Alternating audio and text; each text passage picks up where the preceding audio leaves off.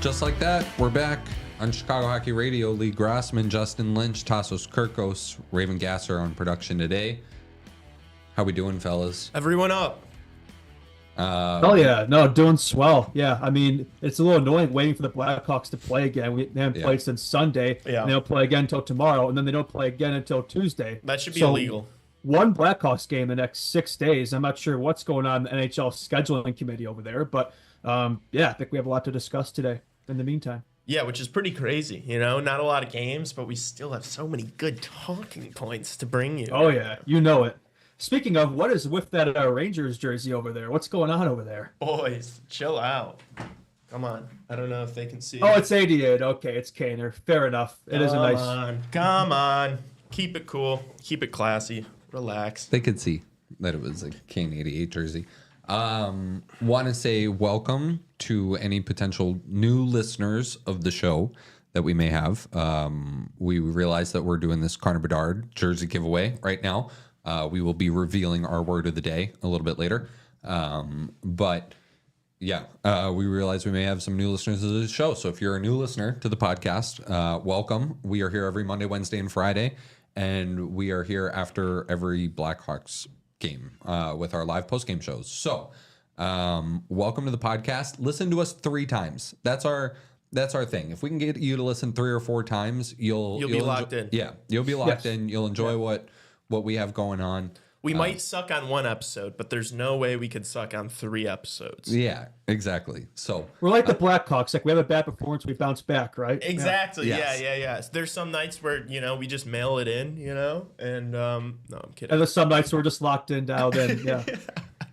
Absolutely. Exactly. I mean, boys, I won't lie. Tomorrow night's going to be rough on the post game with me and Lee. That's a late one, right? In the West Coast, yeah. And it's Seattle too. Like, if that game is a snooze fest, I'm gonna be back home. Oh, it's gonna be really tough. I'm gonna be back home in the burb, so I might just get like my mom to come on for a few minutes or something. She's subbing in for you. Cover the game, yeah. Sub in for you. Yeah. All right. Yeah. So I mentioned the giveaway. Welcome if you are a new listener. Check us out for 3 episodes. Word coming later, but yeah, we are doing that. So go check that out on our Instagram. We're giving away a Connor Bedard jersey. It's pretty easy and free, and all the steps are free, and you can get up to 4 entries if you get all the code words over the next 3 podcasts, and you do all the 3 steps. You can get 4 entries into the giveaway. So yeah, and it's right on. Emphasis on how easy it is. It's not like some of these like giveaways where you got to follow 30 accounts and like sign away your social security number. You've got to do like 2.5 things. So. Yeah, you press like 3 buttons, and there's one person that comments like, "I ain't doing all that." It's yeah, like that's not very hard to do. Very easy, very like, seamless. I was like, you ain't winning shit then. But yeah, that's all right. Yeah. Don't take the free. Making jersey. this as pain-free as possible. Yeah, it's a free jersey. It's a free Bedsy jersey. But yeah, so go check that out. Word coming later. Did you guys want to start with the JR Hall of Fame induction? We didn't do a ton on the For Hall of sure, Fame, yeah. I don't think we really talked about this weekend, No. but yeah, JR was officially inducted in the Hockey Hall of Fame Monday. Well deserved. I don't know if you guys caught his speech, but I thought it was pretty entertaining. As you'd expect from JR, very well deserved. Long time coming, right? It feels like he should have been in the Hall years ago, but he finally is. Good for him. Good to see it. A Blackhawks legend, played 7-8 years of the Hawks, should have been longer. Almost 600 points, 3 consecutive 100-point seasons, 2 back-to-back 50-goal seasons. Absolute legend, Chicago legend. I think a Blackhawks number retirement could be in the cards in the future. We'll see. Reichel did switch his number from 27, so maybe there's something there, maybe not. I don't know. Oh. But if Chelio says number retired, I think there's a discussion. Roenick could, but that's another discussion. But anyway, good to see him in the Hall for sure. That's a good point that you made.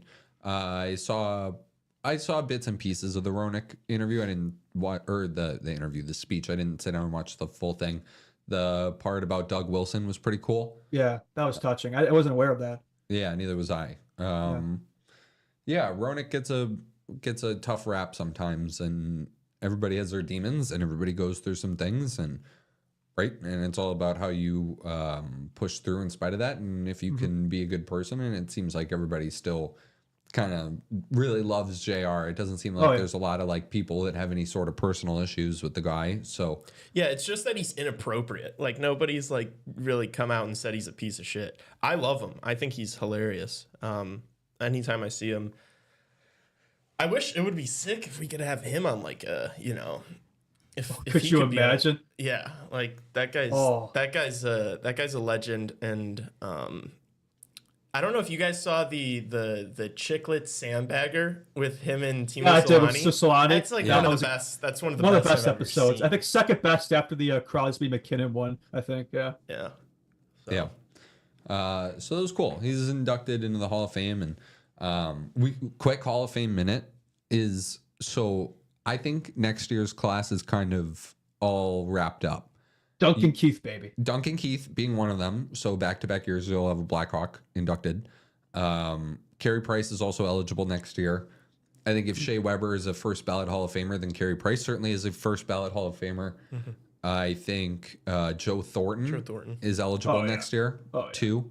And there was one other guy. I said, "Oh boy, now I sound stupid."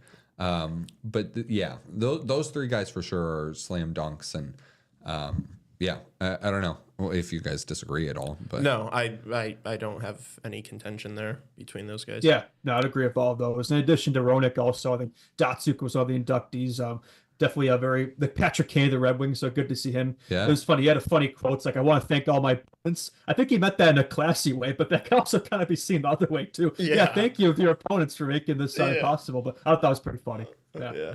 Yeah. Thanks to my opponents for making me a legend from beating you Zdeno guys Chara. up. Zdeno Chara was the other name I was going to say There that's you go. eligible next year. Yeah, he should Yeah, be too. if Weber gets in first year, then Keith and Chara for sure. Yeah. So Keith, Chara, Price, and Thornton. Is that it? Can you already book it for next year? Yeah, I I mean, think so, 'cause, yeah, right? if Then you're- one if of you're- the If you're gonna put Weber in, you have to put like Chara and Keith. I think they have better legacies than Weber does. Yes.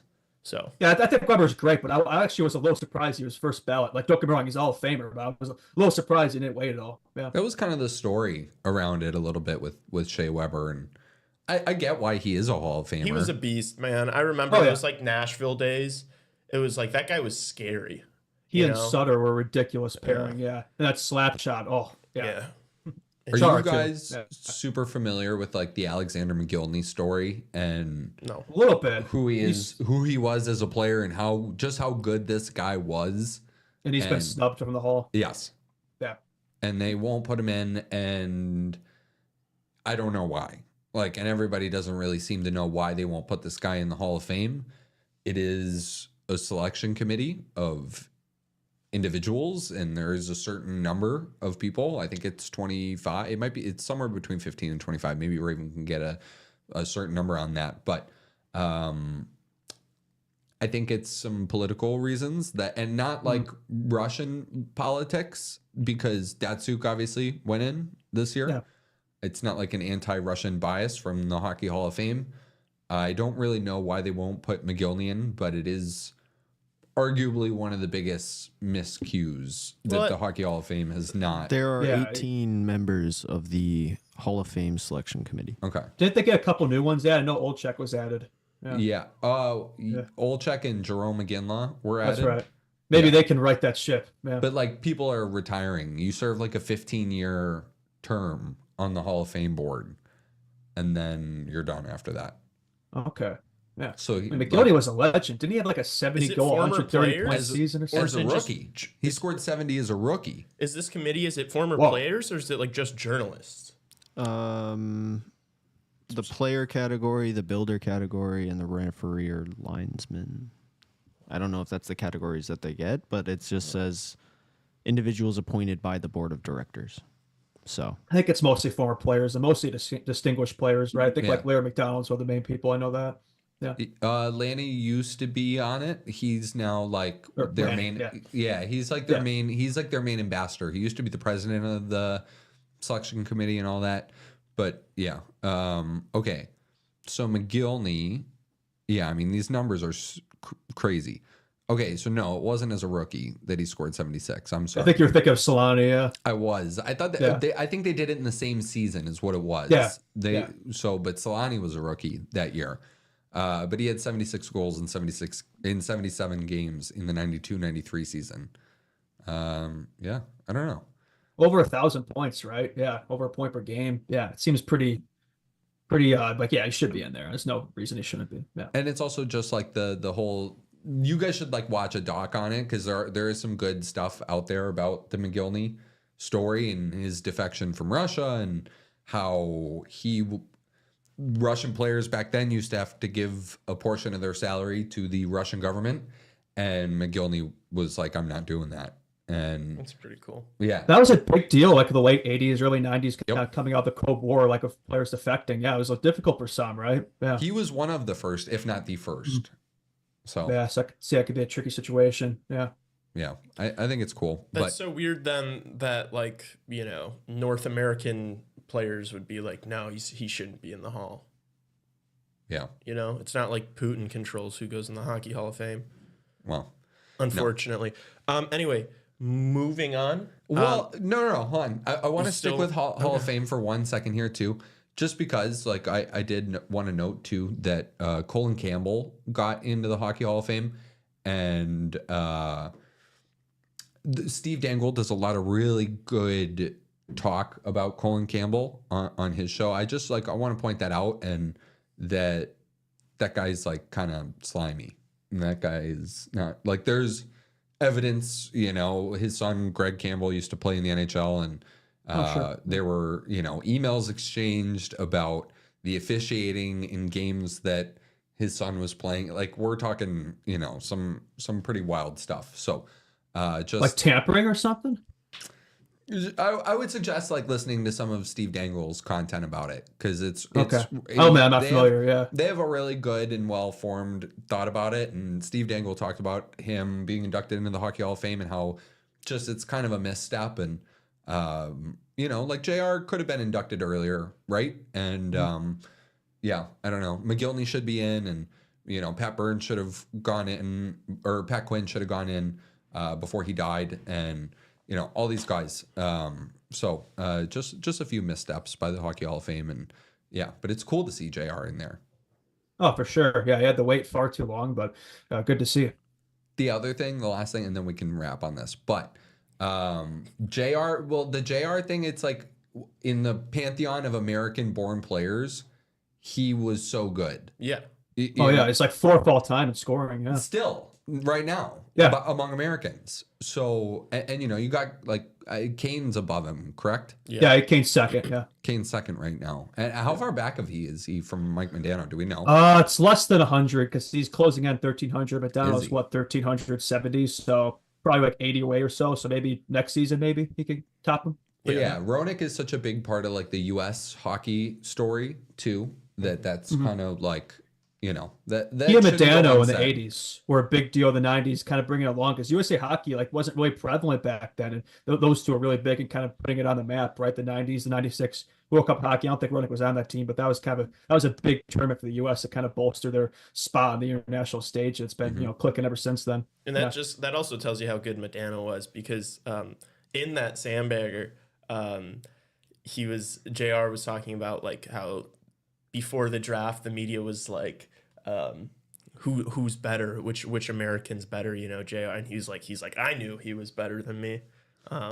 So I mean, yeah, that guy's a dog. But then Kane's gonna pass him, go down as the greatest all time, and I don't think Austin Matthews is gonna take that from Kane, to be honest with you. Just because I don't think he's gonna win Stanley Cups. Yeah. Yeah, I think Matthews probably could pass him in like the points and scoring, but in terms of legacy and all that, I think Kaner's the greatest American-born player of all time. I'm sure all the Toronto people will find this and disagree, but I think right now you can't really dispute that. Yeah. But Matthews has time to turn it around. We're gonna clip this and make Lee a villain in Toronto. Please do. You guys can't win anything. All right, now we can be done with Hockey right. Hall of Fame discussion. Okay. Let's start with the Rockford Ice Hogs played this morning. They started at 10 a.m. It is the They're end still of playing, this, right? Yeah, Yeah. it's the second intermission right now. They're down 4-2. The Blackhawks' very own Andreas Athanasiou has both goals for your Rockford Wow. Ice Hogs. Who could have would seen this thought? coming? Definitely not Justin or I. We didn't say that this guy was, an NHL player and not an AHL caliber player. But apparently the people who run the Blackhawks organization do not agree with us. Look, he's not an AHL player. He scored in the first 20 seconds of the game, just walked past the defense, forehand, backhand, flying by guys. Like, you gave him 50 minutes the entire season and then you send him down. It's making the decision making look so bad. Yeah, I mean it's very peculiar, right? I mean, we all talked about this in the Monday pod, right? So this isn't surprising to any of us. But it is good to see him take it personally, though, right? Like he could easily be pissed off, mail it in, not really give a shit. But to see him like taking it, like okay, like proved his organization, yeah, like I should be in the NHL right now. Score 2 goals right away. It's good to see. Hopefully, it keeps cooking down there. That helps out some of the young guys. I mean, that team definitely needs it right now. Yeah. Ice Hogs are surprisingly all the talent rough. they have. They're 3-6 and they're down 4-2 right now. They could be 3-7. So maybe that's the type of player they need down there to think of the positives. But no, good to see from Anthony Ciu, and yeah, we'll see how long he stays down there. Probably not long. Let's see him get a hat trick in this third period. I mean, dude, it just it makes them look so bad. Like if this guy comes down first game in the AHL, scores a hat trick, it's like, all right, maybe we have this wrong. And he's the number 3 setter down there too. And I understand that the point is that you don't want a guy like that in your bottom 6 because of his defensive liability. But I just think that the offensive upside is more overwhelming than his deficiencies on the back end, Yeah, we saw that his first season with the Blackhawks. Unfortunately, we haven't been able to see it since then because he missed most of last season and he hasn't really played this year. So, yeah, it's fucked up to see. Yeah, so I wonder what he's got to do, for them, like does he have to score a hat trick for 4 games in a row before they're like, all right, come back up here, or are they kind of just set on this?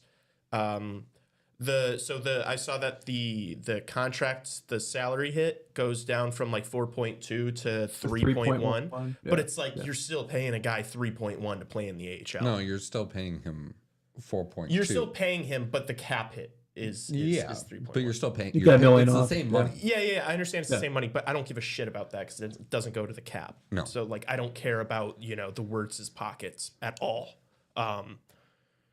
It doesn't look good. They re-signed him last summer. Obviously, summer before that, yeah. And obviously Kyle Davidson didn't know he was going to get hurt. But it still doesn't make sense why like after he comes back from the injury, why you're not doing everything you can to get this guy back to his 100% self, since you paid him so much money.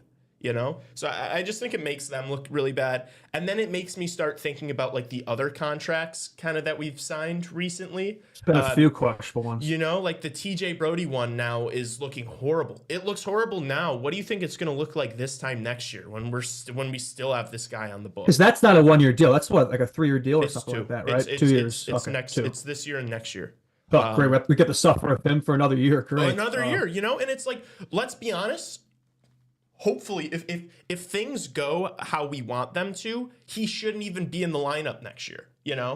Like we should have one of these young guys should already have taken the spot, and it's like we just have this guy scratched that that we're paying what $3 million to. Yeah, he could be next year's Anthony Ciu. Yeah. No, that's fair. Yeah, $3.75 million this year and next year. I mean, that sucks. And Kyle Davidson has to learn. He's got to be, I understand that this is a transition year and they had kind of money to spend, but it's like these are bad habits that you don't want to be building, hopefully a cup contender and having, several poor contracts.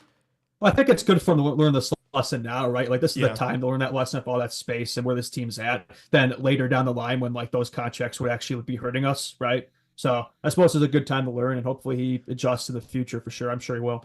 Yeah. All right. Where do you guys want to go from here? You guys want to go to practice? Yeah, let's talk about. Looks like we got some new look lines here.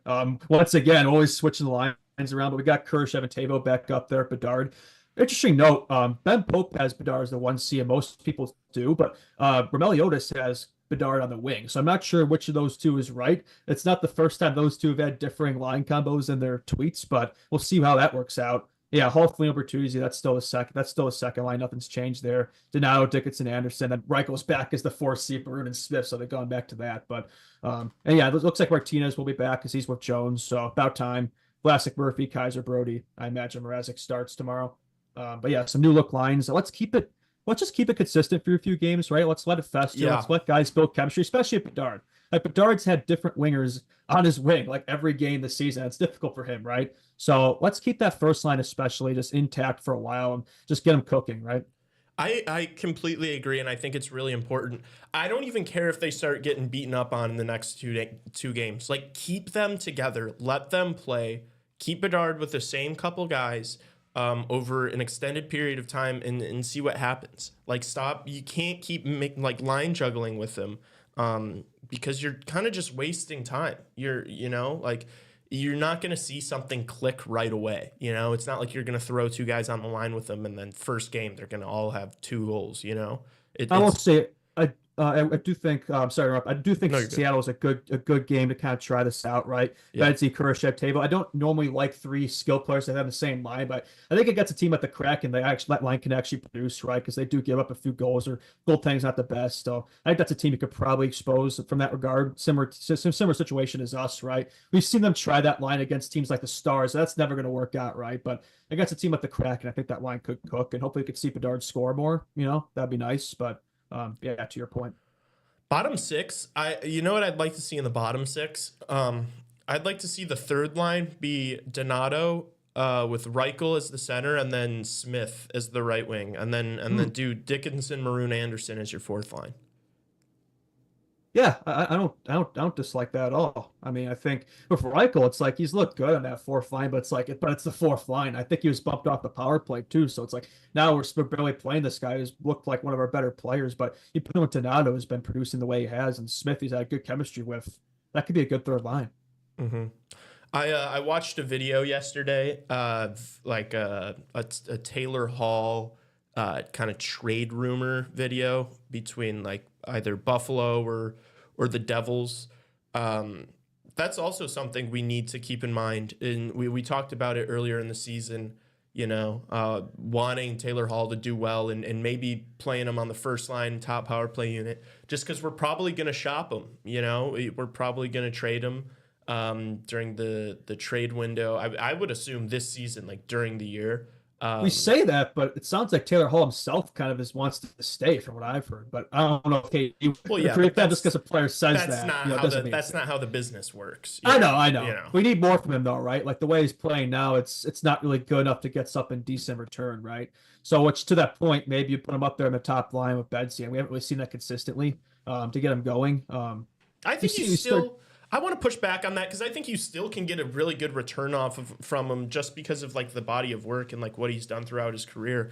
I think that when contenders are, getting towards the end of the season, they get pretty desperate, and some of these teams that are in positions like we are able to squeeze a little more out of these trades than if they kind of just happened in the off season, So I'm not sold on that we wouldn't be able to get anything good for him. I just want to, obviously, to your point, try to maximize what we do get in return for him.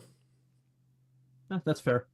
I do want to bring up these new look power play units real quick. We got Betsy Turbo back in the first unit, Donato, Bertuzzi, Jones.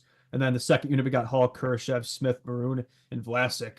But yeah, I don't really love bumping Reichel off the power play the way he's looked. That's kind of questionable to me. But we'll see how that looks. I think could use more from the power play. I haven't really seen much out of it lately. But I don't know if you guys have any thoughts on that. I agree with you. Bumping Reichel off the power play is not really a good look. In favor of Pat Maroon, I know the roles are different on the power play. In favor of Craig Smith, you're telling me he can't play Craig Smith's role in the power play? I disagree. Yeah. I don't know about that, but it doesn't make a lot of sense. I don't know what the obsession has been with Maroon, that second unit. I don't think he's ever been taken off of it. So it's not like he's redirecting all these goals. It's not like they say, oh, he's great in a net front role. I haven't seen that. Have you guys seen that so far this season? I haven't. It hasn't been like, it's not like he's, Joe Pavelski out there. So I don't really get it. Yeah, and the more we talk about this, like every time I do one of these episodes with you guys and we are constantly just like, oh, I don't understand this. This doesn't make sense. This is stupid. This is bad. This doesn't make sense. It's like there hasn't been a lot of decision wins for, KD and Richardson, which is starting to get frustrating. Like how often have we said on this podcast, that was a really smart move? That was, like it's few and far I have between. noticed a lot of times this season, like the game after we say something, a lot of times they'll actually do what we've been pleading for, right? That's true. But it's Except hard for with the this Anthony team, right? thing. Yeah, except for that. We said, oh, we should play Anthony Steele, and they set him down. So that was the complete opposite. A lot of times it is the complete opposite is what we say. So I shouldn't be, tooting our own horns here. But it's hard with this team, right? It's so cobbled together, right? It's difficult to find that like sweet mix, right? It might take all season to find it. Which sucks, You don't want that to happen. But yeah, by the way it's looking, like we've had no consistency anywhere. There's been so much jumping around and juggling, and that's not really good for anybody's development. That's not good for the team. It's not good for individual players. It's not good for the team. It's frustrating. But hopefully we see some sort of consistency. Richardson said that he was going to look at the numbers and see who Bedard's playing well with to decide his line mates for the trip. So it's like, is he just doing that for the first time now? I will say one player do need more from. I'm surprised more people haven't talked about this. Is actually Tavo. He had that great start to the season, right? He had 7 points in 5 games at one point, and he has 8 now and 16, 17, however much it is now. And so he's kind of gone cold lately. I know he was bumped to the third line, so maybe that's a part of it. But now that he's back up there in the first line, Bedard, maybe that can get him going. We see more of that early season chemistry if they had. I'd like to see that kind of get cooking again because I thought they looked so good together to start the season. That kind of evaporate a little bit, so hopefully it can get going in Seattle. Yeah, I mean, dude, when you play first line minutes, first power play minutes, and then you get sent down to the third line and the second unit, you're not only playing with worse players, you're also playing less. So it's going to be hard to keep any sort of impressive production up. Somebody in chat, Kevin Patterson, said, "I've said before, and I will keep saying it. Bedard belongs on the wing." Let's have that discussion now. Yeah, I think we want to have that talk. Yeah, let's talk about it. There's been a lot of people out there, a lot of chatter saying that Connor Bedard would be better suited as a winger. I don't agree with it, and I don't think you guys do either. But I guess we could entertain both sides of the argument so that this isn't the agree boys show. Yeah. I will say this. I think. Go ahead, sorry, my bad. I keep interrupting you. No, you're good. I will say, I think Bedard will be a center. I think right now he isn't necessarily what you want to see out of a center because he's 30% of faceoffs this season. Yeah. Like that's got to get better. Horrible. I'm sorry. It's even worse than last season when I think he wasn't even 40. His defensive play, it's getting better. It's not there yet, but he's a teenager, so I think we can ease off him a little bit there. The plus minus yada yada. But I think he can be that player, right? We saw that every level before then. Although we've seen him succeed in the wing too, right? Like in the World Juniors of Canada, he was always so good in that position. He kind of plays like a natural winger at times. Like I think in terms of like a Patrick Kane like player, I could see it. Like more of a playmaker. Maybe just let him kind of breathe in the offensive zone, right? And not really shoulder those defensive responsibilities. I could see the argument there, but you need somebody to put in that spot. You need a 1C. Yeah. And like, where's the 1C right now? Like, it's got to be him. There is no 1C. Yeah, it doesn't exist right now. There isn't anybody besides him. But I'd say that my pushback is I'm not married. Besides that, I'm not really married to him playing center going forward at all. I think they've drafted so many centermen in the past couple years that you can wait and see if one of these guys are gonna be a true number one center. But also if you move him to the wing, I feel like you could do and I don't mean even just this year. I mean like going forward, like the future of this team, like 5 years from now.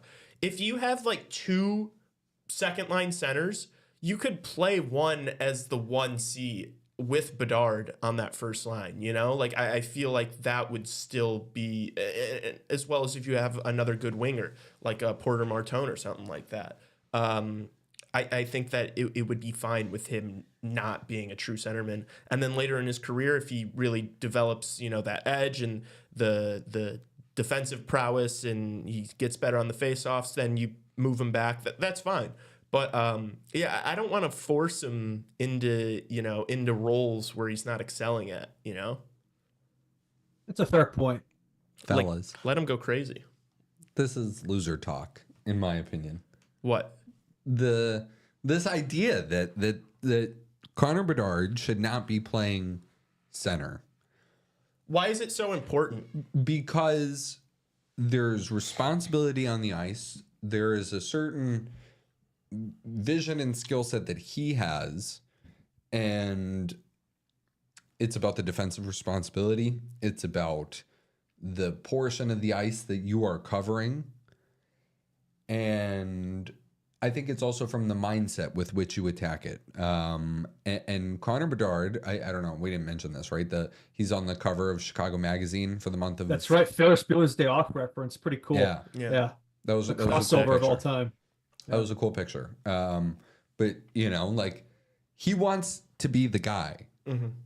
I know we talked about this when Foligno was named captain, but Connor Bedard is a kid still. Yes. But you guys don't think a part of him was a little upset that he wasn't named the captain of the Chicago Blackhawks I'm sure during he training was. camp? Competitive guy. Yeah. Like, he wants to be the guy. He sees himself maybe not as a Sidney Crosby or a Connor McDavid, but he's done everything in his life up until this point to try and best put himself in a position to become that. Right? Yeah. Yeah, but Doing like, I that think- for a lot of people, I'm just saying, for a lot of players in their mind, that comes with being a dominant player down the middle. And Sidney Crosby struggled on faceoffs earlier in his career. And if you listen to players talk about it now, a lot of players, when they say, hey, what are you working on this summer? They say faceoffs. Like, that is a big thing amongst guys trying to get that 1% better every day, right? So I think that's a big part of it. Also, like, you have to consider we've been putting, like, you know, sticks with him to play on the wings. Like, it's might as well be me and you out there, Lee. Like, you signed Tyler Bertuzzi to be the guy to create more space, and you don't even have an elite player. You don't even have an elite player. He's 19 years old. He's 19 years old. That's why I say go get. You know who might be better suited on the wing is Elias Pettersson. You know, Elias Pettersson is a guy that I don't think probably really would ever be that kind of center full time like that. Like, I know he's played a little bit of both, left wing and center. I would make that guy a full-time left winger if you bring in a guy like that. Same thing with Mitch Marner. I don't think you guys realize how big of a deal that would be to just forget specific players, but just bringing in another star, like a star, not a Seth Jones kind of star. Not a Teuvo Teravainen kind of stuff. That's not a star. Well, Tavo's a good player, but I don't think he's a great player. No. Like, what that will do in the lightening of the burden on Connor Bedard. And I don't know. Not What that if- like the face-off percentage will go up. Like that, I don't know. He's 19 years old and he's small. Like, what do you guys want to like argue about there? Like, he'll figure it out, but like I just think like he could I still guess be the just- guy in but the what wing. About, what about in the meantime?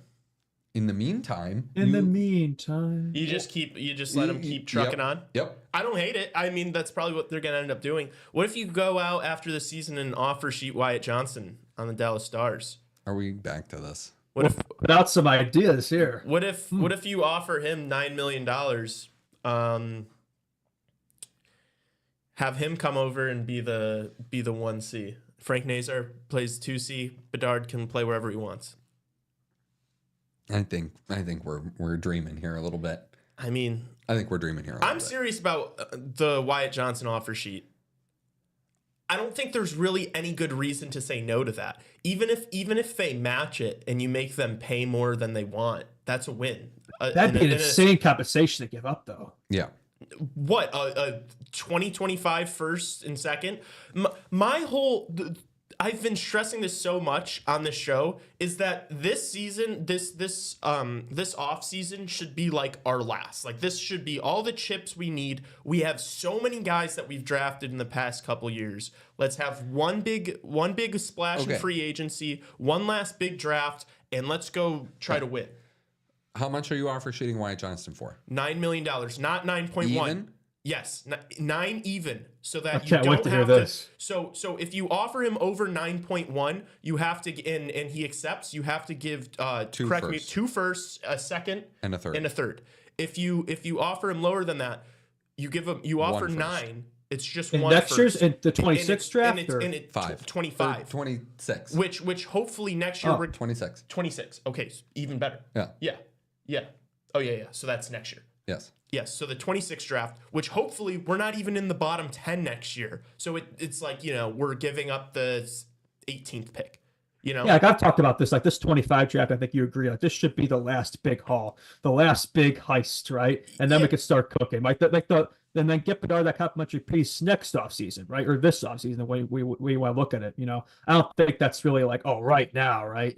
Yeah. But staying on this Wyatt Johnson thing, and the reason why I'm serious is because then if you offer 9 and you force Dallas to match, it's very clear Dallas is not going to pay him over 8.5, right? If you look at, all these other contracts that they've signed recently, like the Ottinger, Robertson's at like 7.7. I think Hintz is in the 8 range. They're trying to get all these guys in the low 8 range. At the very least, you force a Central Division rival who's going to be, let's be honest, the Dallas Stars are going to be good for a long time. Once the Ben, Sagan, Duchesne, once this era is over, they've got, all these young guys. They've got Ottinger locked up. They're going to have Stankoven. They're going to have Wyatt Johnston, Robertson. Hintz is still pretty young, 27, 28. They're going to be good for a long time. At the very least, you make the Dallas Stars pay more than they want to for him. I'm trying to see now when the Ben and Sagan contracts come off to entertain your silly fantasy here. Sagan's locked up for like 3 more years. Still? Yes, still. Ben Ben's is about the same, a right? UFA after this season. Yes, Oh, Ben's never mind. up. So Ben is going to have to take a big pay cut. He's going to have to, especially if we fuck them and offer sheet Wyatt Johnson. Tyler That's been out the proposal. Tyler Sagan's here is there till 27, 28.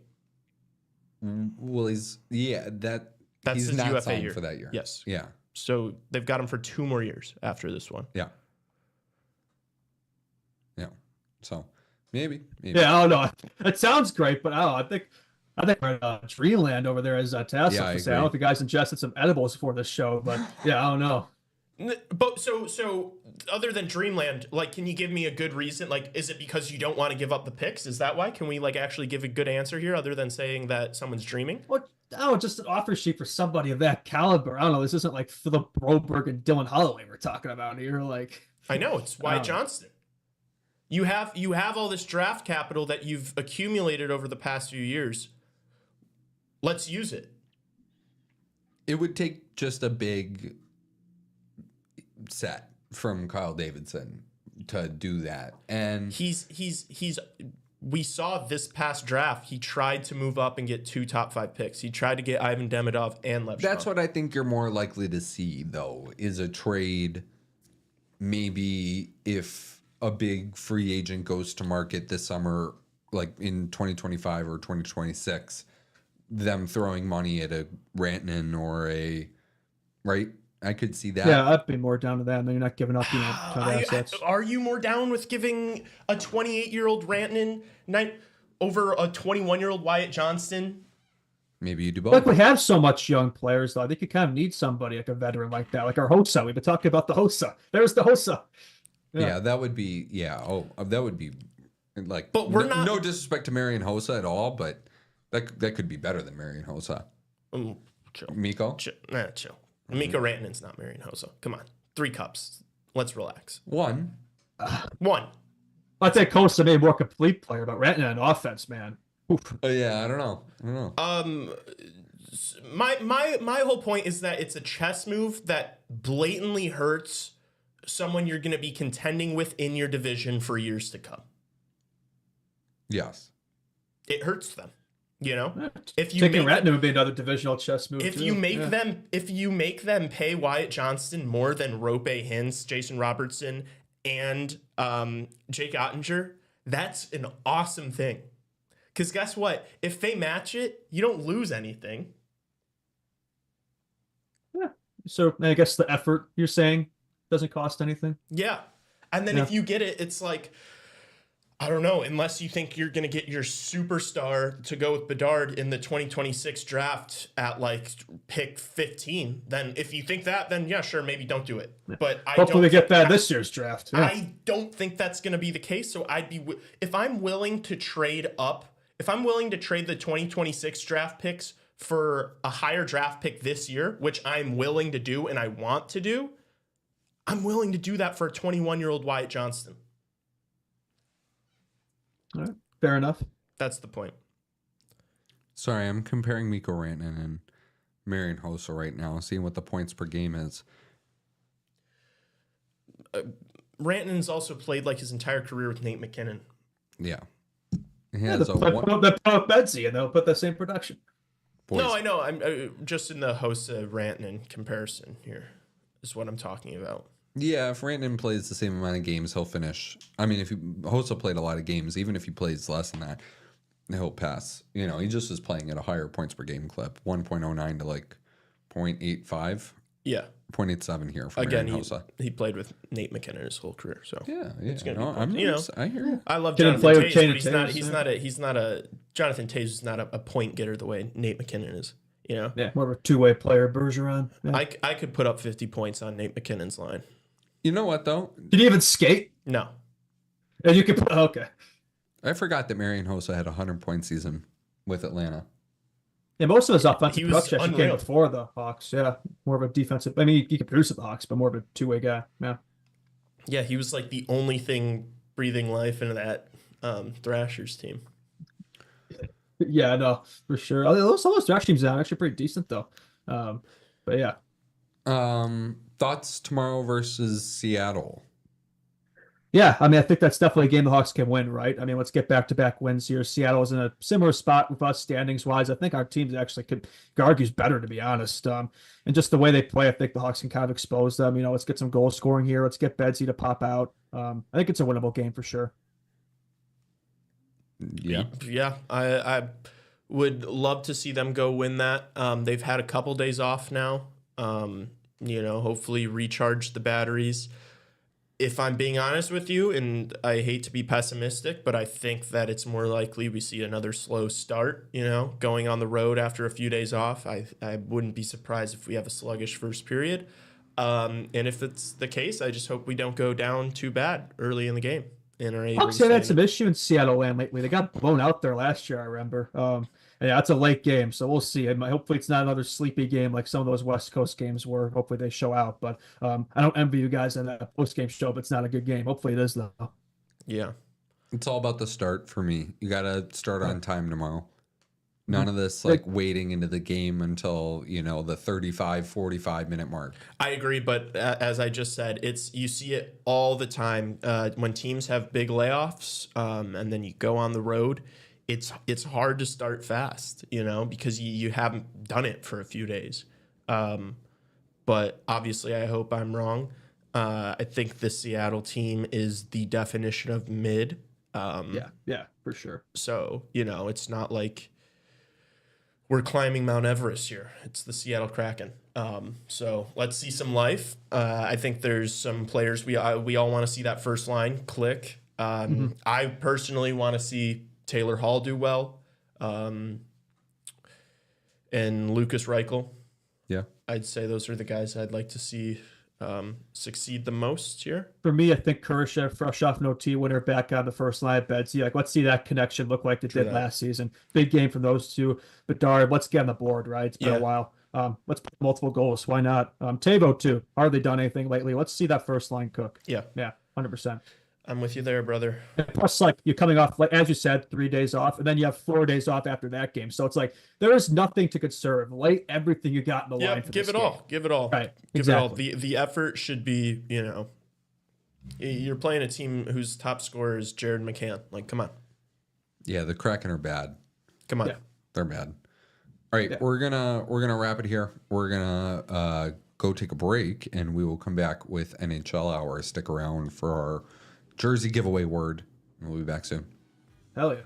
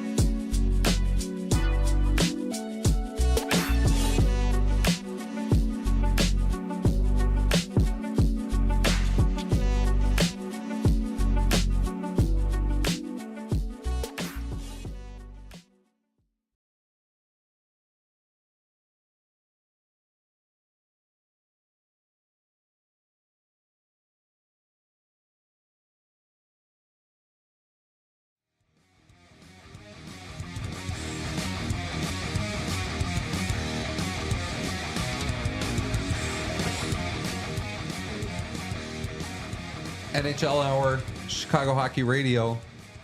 Lee Grossman, Tassos Kirkos, Raven Gasser, Justin Lynch head to Jet. So welcome back to the show, everybody. I think we're back. But yes, welcome back to the show, indeed. I think we are on our Zoom camera right now, so me and Lee got to squeeze in here pretty tight. But welcome back to the show. And yeah, NHL Hour, sticking around. Justin head to Jet. But we're here to break it down a little bit for you. 5 games around the National Hockey League tonight. Maple Leafs at the Capitals, Detroit Red Wings at the Pittsburgh Penguins. I want to have a discussion about the Pittsburgh Penguins with Lee here.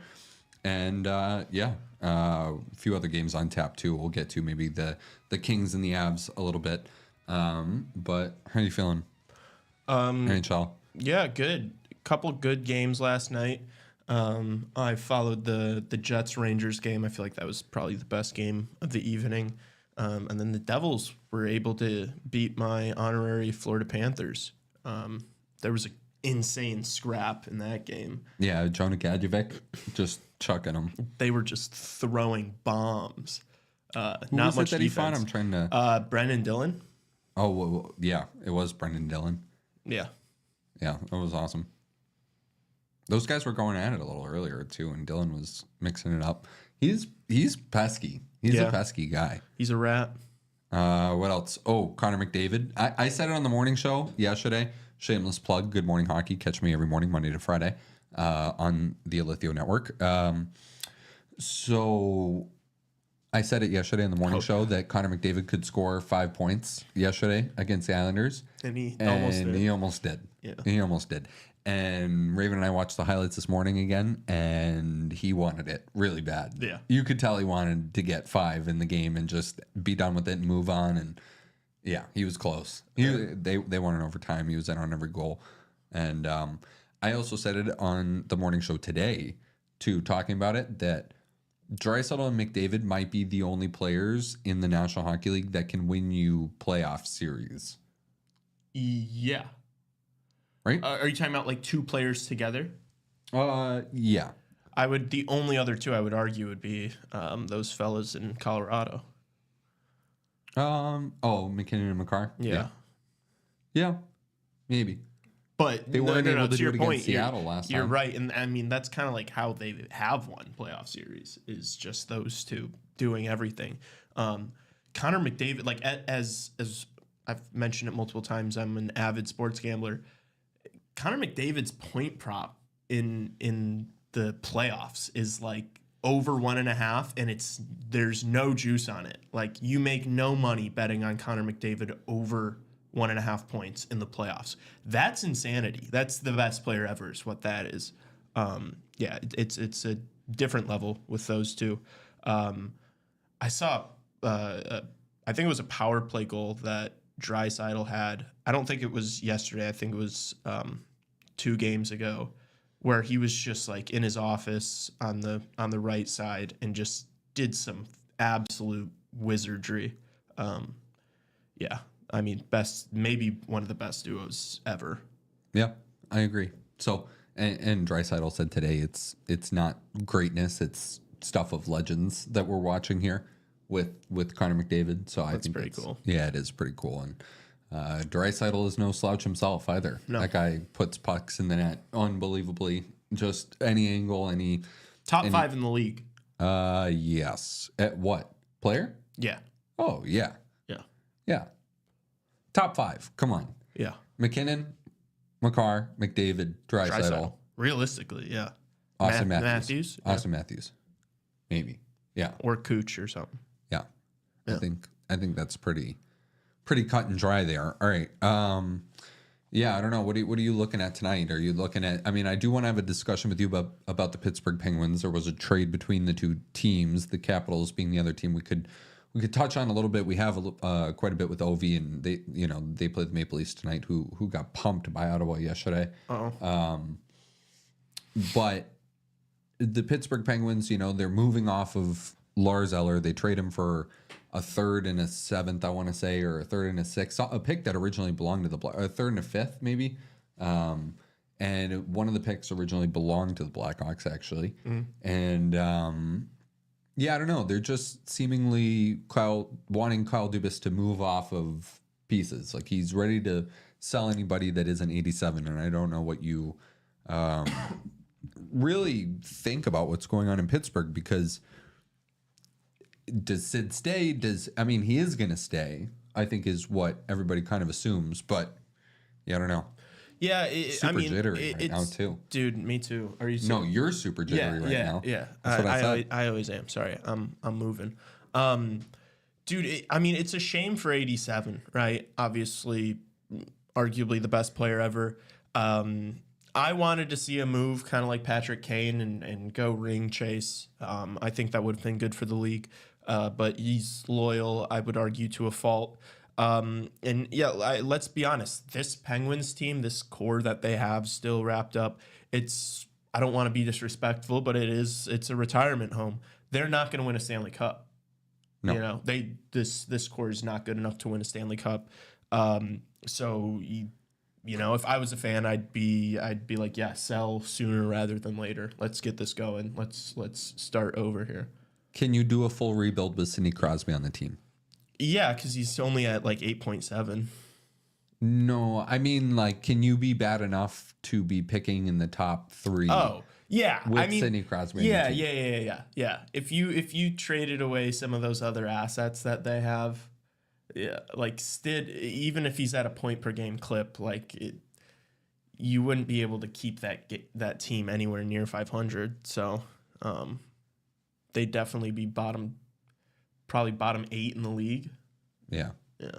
Bottom 8, but that's not enough. You have to be picking. That's the Detroit thing too, where you're looking at their rebuild, and I think they hit on Mo Sider, but and Raymond too, and Raymond. But when you're not picking in the top 2 or 3, and you're not landing these Bedard player, I think Slavkovsky is going to grow into something still, right? The Jack Hughes types, the Nico Heishers. I feel like we have so many superstars, though, that went like 5 through 13.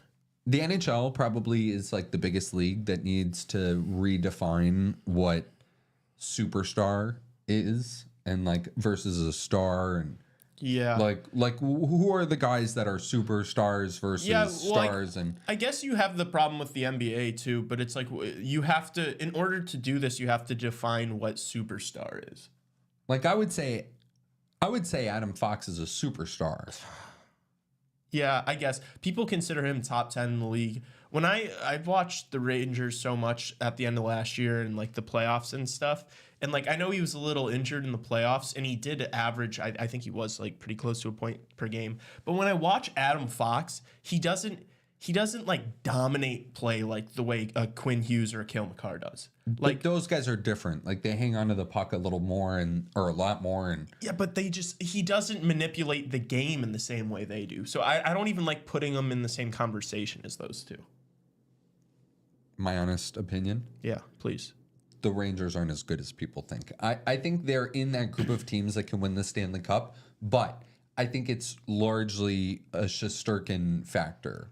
Like they lost 6-3. He let in 5. They have a couple of really good lines. Yesterday, they lost to Winnipeg yesterday, who, by the way, 15-1. Got to mention that. Unbelievable. Did you see that Velarde goal? It was sick. It was so sick. What the fuck? It was so sick. It was so good.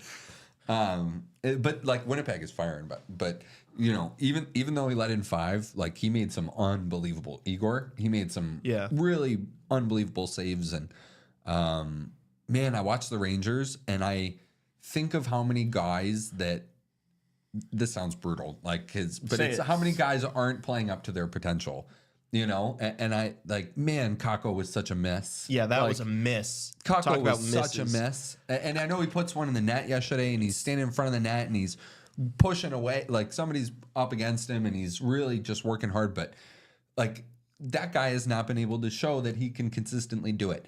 No, that guy showed he's a bottom 6 player in the NHL. Like you're really banking on Filipino, who is having a great season, and I want nothing but success for, especially after all the injury trouble he's had. Yeah, but that was a problem last year. Like if you're banking on Filipino and like a rebound from Riley Smith to really offset like an aging. Let's call it what it is. Like Panarin is Panarin, but he's getting older, and Chris Kreider is getting older, and I think it's more. So when you say like, oh, Fox is still one. It's still one of the best 1-2 lines in the league. I think Fox is the third best defenseman in the National Hockey League.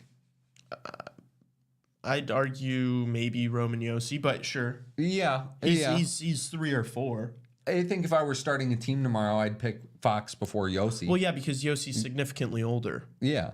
But if you were picking a team tomorrow for just this year, tomorrow to win Game 7 of the Stanley Cup Final, maybe. Pick Josi. Yeah, maybe. I mean, that guy's But I don't think Adam Fox. Like, I don't think the Rangers team itself, like the team structure and the players that they have on it, allow for him to, Mika Zibanejad is your number one center. Right? No, it's Vinny Trocheck. It's the Trocheck, Panarin, and Lafreniere line, and then it's it's Kreider and Mika, and then whoever they put out there with them. Yeah, it's not what you should be to like they don't have a real true number one center. Vinny Trocheck is really good. I think Vinny Trocheck is a really good number two center. He's a really good number two center. I think he's a true number one. That's not true. On a Stanley Cup winning team. He's not a superstar. He's not a superstar. On the Stanley Cup winning New York Rangers. Yeah, no, but I still see them as a better chance than like really anybody in the East besides Florida. Because of Igor Shesterkin. He plays a part, but I think they have a better two. I would rather those two lines than the Maple Leafs' top two lines. But I disagree. I think point-wise, they do better. I don't think so. I mean, I guess we could check. I would take the Maple Leafs top 6 over the Rangers top 6. Can somebody, am I tweaking? I would take the Rangers back end. Chat, am I tweaking? I think that I'm right. I think you're wrong. Dude, the Rangers won the President's Trophy last year, did they not? Yeah. Yeah. I mean... They hung a banner for it. They hung a banner for it. Yeah, fucking losers. I would assume, though, that they scored more points than the Maple Leafs. No. I mean, Austin Matthews isn't scoring right now, but, like, I don't think the Rangers have anybody at or near the top of the NHL scoring leaders right now. I mean, Panarin has 22 points. Okay, so that's it. That's close. Yeah, and then it's Lafreniere. Okay. But what about last year? I don't know. I wanted to stretch this into. I don't know how we got onto the Rangers, to be honest with you, but I mean, look. I wanted to talk about the 120 Penguins. and 77 for Vinny Trocheck and 57. But is that like going to sustain itself for? How many seasons? Is that look, really I think this is their last year. This is their last shot at it. In my, I'll give you that. This is their last year, not just because the aging thing, but then you got to pay Igor next year. And so what's that going to do to the rest of the lineup when you pay him $12 million? Because I saw that is the minimum. Yeah. $12 million is the minimum. Oh, yeah. So, this is their last year to do it without a doubt in my mind. But I think they could, just because I don't think the East is overly impressive this year. I don't think, like, Carolina's playing well, but I don't think they have as good of a team as they did last year. The Devils look good. They have a good team. I think they're too young and a little too soft. Do I think they can win a Stanley Cup? No, if I'm being honest. I'd say the only 3 teams that I'd say I think have a chance to win it in the East are the Rangers, the Panthers, and honestly Toronto probably. Oh, that's a lot of pressure. But speaking of pressure, should we get to our word of the day? Sure. For the giveaway? I feel like it's about that time. Yeah, what's the word? So the word of the day is Connor. Yeah. So if you DM us the word Connor, should there be a time limit on that? Should we have decided that before this very moment right now? Probably. I mean, if it means people on Saturday listen back to Do we still give it to Yeah, them? yeah. I think so. If somebody's somebody listening. says it, that means Yeah. they're listening. So I we'll take think- that. So I no, think- no time limit. No time limit on. This is limitless. Tassos, This is limitless. Connor. you're bloodthirsty. What? No, I just am. I'm just joking. No, we appreciate everybody, like we said earlier off the hop, that might be a new listener. And because of this giveaway, we're happy to welcome you to the CHR gang. Thank you. But yeah, continue to like share this with friends, and it means a lot. But the word of the day is Connor, as in Connor Bedard. So yeah, DM us the word Connor, and you will get an extra entry into our Bedard jersey giveaway. So yeah, right on. What else you got? NHL games tonight. What are you thinking? So I mean, we didn't really wrap this discussion on the Penguins. I don't know if they're gonna. I can look What on would Daily you do? Face Off What who would, they're starting in if net you were a tonight. fan of the Pittsburgh Penguins, what would you want Dubas to do? So I kind of talked about it in the morning, and I want to hear your thoughts on it. But it's all about what Sidney Crosby wants. So Alex Nedeljkovic is starting tonight too. But it's all about what Sid wants, right? Does he want to really truly stay? And if so, what does that mean? Because if you're the Penguins and he wants to stay, you have to acquiesce to sort of whatever that means. You don't have to if you're Kyle Dubas, but I would suggest it's in your best interest if you want to remain. Kyle Dubas is signed in Pittsburgh for a long time, and you don't want that fan base to. You don't want to be the guy that ran Sidney Crosby out of town, right? Like if he trades Sidney Crosby, and but you don't want the guy, or it makes it really ugly, or it becomes really ugly there, and Sidney Crosby then eventually, maybe later after he's traded or after his career, says, "Hey, I would have stayed in Pittsburgh. Like I wanted to stay in Pittsburgh." I hear your point, but at the same time, I don't think you want to be the guy that tried holding on to this team for too long and delayed the inevitable for several years, and then in 10 years from now, they're still horrible. But you look at the team that they traded Lars Eller back to, the Washington Capitals, and watch how they've rebuilt on the fly and brought on and drafted and developed these guys and signed these guys like Connor McMichael and Alexi Protas and guys that are contributing factors. And they brought in Dylan Strome, who's playing really well. And the Penguins just have none of that, man. I think absolutely none of that. I think it's because the goaltending stinks. Dude, I think they already did it. I think they've already done that. They did that a few years ago. I mean, they kind of did it to win the cups again, Yeah, but like Washington never really missed the playoffs either. It hasn't become that. Like Ovechkin's going to retire, and the Capitals are going to be Carlson, okay. They've brought in guys. Eric Carlson is not. Well, yeah, he's like 50. Eric Carlson's almost, but it's not he's younger than. Yeah, he's younger Letang. than yeah. And that contract's unmovable, Lee. Yeah. Like, I don't know who you're going to trade Eric Carlson to. The Columbus Blue Jackets? Hey, I would have, if I was a GM there, I wouldn't have done that. And I can say that in confidence. I wouldn't sign anybody over the age of 28 years old unless it's for like a year and a half. Unless it's for like a McChicken. I don't know. This is, it's getting weird in Pittsburgh. Yeah, man, they're a retirement home. They suck, and it's a shame, but that's the reality. And that's why I was really harping on I want Sidney to move in this offseason, and he didn't. And, obviously, as you just said, it's going to be kind of up to Sid. Sid's obviously going to want to be as competitive as possible. Yeah. No, I agree. It's awkward. It's going to be whatever Dubas does. I think... They might Sid finish wants to last stay there, this if year. Sid wants to stay there, They might have a top 5 pick. If Sid wants to stay there, and in his Sidney Crosby delusion, he still thinks he can win a Stanley Cup with the Pittsburgh Penguins. You almost, until he retires, have to enact that illusion while trying to rebuild. I would see as a fan, I would hate that. But you I'd can be like, do I love it you, if Sid. you're smart enough. And Kyle Dubas is smart enough. I don't think he's a not bright individual. I think there are moves you can make that make you competitive while also selling off assets. I think the Hawks can do it, and I think Kyle Davidson should be doing it too here. I bang that drum all the time. There are ways you can rebuild on the fly successfully and come out the other end. Okay, the Stars kind of did it. You have to revamp the drafting and developing, which I think is going down in Pittsburgh a little bit. I mean, Dallas has the best draft and develop system in the National Hockey League, but that's kind of the gold standard here. But there are ways to do this, and I think you could, and you can speed up rebuilds. You could sign a big.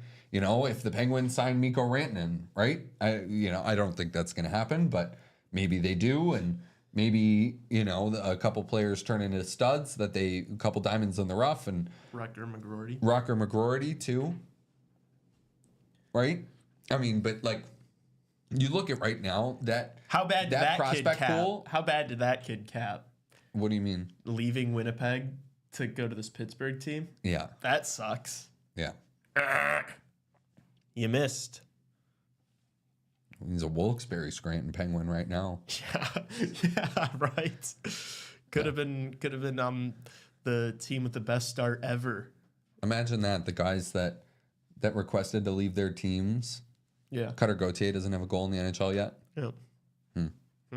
Sucks. Maybe you should stick around with the team that picked you. Yeah. Especially when you say you're pumped to go there. I would hate that kid if I was a Jets fan. I think they do. I think they'll get over it, but no, once he goes and plays there. Braden Yeager is a good player, the guy they got back. Yeah. I want to do a quick shout out. So McDavid's getting 1,000 points in the next game. They play Nashville tomorrow. He'll get it. Yeah. Is that in Edmonton or is it in Nashville? It's in Edmonton. Nice. And if he doesn't get it, then Saturday they play the Maple Leafs in Toronto. So that would be. So maybe he's held pointless for stop it. The first time ever, but yeah, we'll see. Maybe the NHL. He's gonna do it, and then they're gonna do some honorary thing mid game, and he's just gonna look pissed the whole time. He's gonna be like, "Man, I don't even They're not gonna care stop about the game for it. I think they might. Do you think the whole team empties the bench? Maybe not like that. I don't think Gary Bettman's gonna come out on the ice and shake his hand, but I think I think they'll stop play for a second after the goal and then put it on the jumbotron, and everyone will stand up and clap. They'll do that for McDavid. Will be like, I don't even care about 1,000 points. I just want to beat the Nashville Predators. I'm Connor McDavid. I'm the best player in the world, and I just want to win this game. Grow up. They'll do that for the Ovechkin goal record. Yeah. Well, I mean, I think the Ovechkin goal record, they'll just end the game there and just, call it. Have a parade around Washington, and then he'll retire right after. He just puts his skates on the ice. This is from NHL Europe, this post I'm looking at. February 25th, 2025. That is the date that Alexander Ovechkin would pass Wayne Gretzky's goal record if he continues at his current goal pace. Wow. So not just by the end of the season, but February, if he keeps it up. Not saying he will, but he could. You throw in a couple hat tricks here and there. Yeah. I mean, you got to assume they're going to be playing at a high level towards the end, those last couple months of the season too, because I mean, right now they're obviously in the playoff picture. So Caps are for real.